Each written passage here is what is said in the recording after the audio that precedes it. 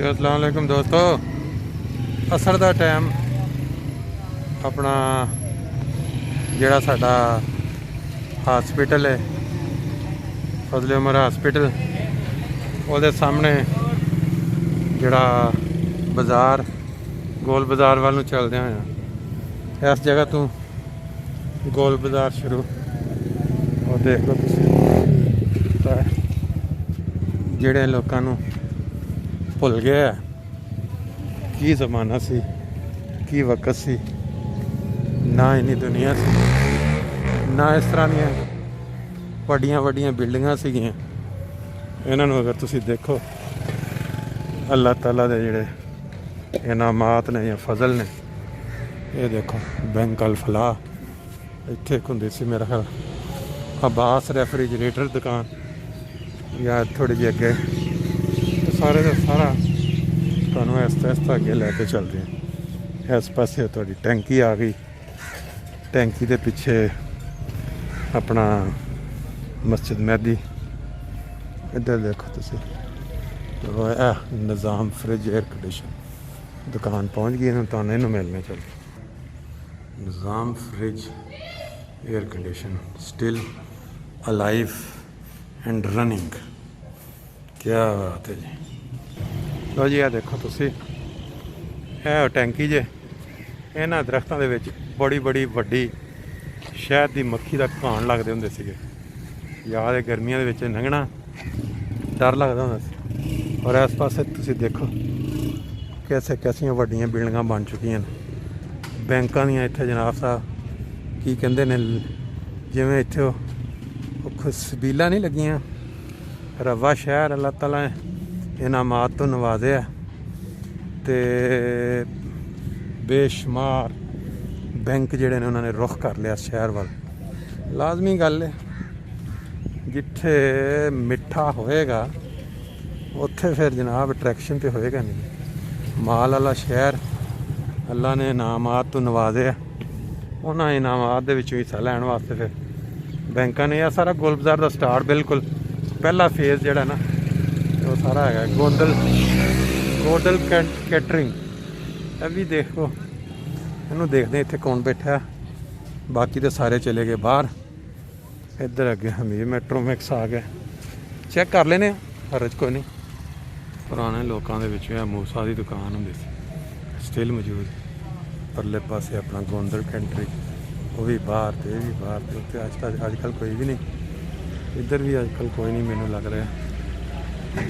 लो जी तब्दीलियाँ इमरान खान कहता ना तब्दीली आएगी वो जी तो पता नहीं किधर आए या ना आए। रवा गोल बाज़ार दे इस नुक्कर ते वड्डी तब्दीली आ गई। देखो ये खान होटल हुंदा सी गालबन ते हुण उत्थे किन्नी वड्डी कोई बिल्डिंग तमीर हो रही थल्ले तहखाने दे नाल दुकानां बन रही ने। और ये अपोजिट जिहड़ा न्यू एल्कमिस्ट वही स्टोर इत्थे राजा होम्योपैथिक हुंदा सी वो पता नहीं किधर चले गए ने देखना पेगा अगे जाके।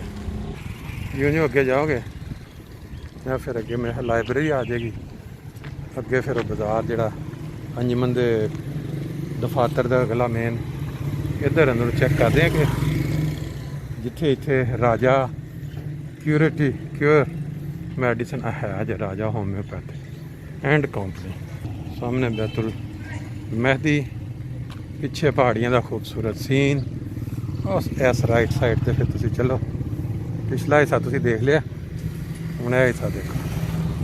इत्थे किसी जमाने मॉडर्न टीवी हुंदा सी उहदी जगह ते हुण लगदा MCB बैंक अगे फिर मशरूम वाटर सुनिया है कि मशरूम वाटर जिहड़ा अपना कंपनी अपना महमूद शाह साहब ने जी बनाई है वह वे लेकिन जाके पता मुलाकात करांगे तो पता लगेगा। शकूर भाई चश्मे वाले इन्हां दी जात तो किहड़ा बंदा नहीं वाकफ।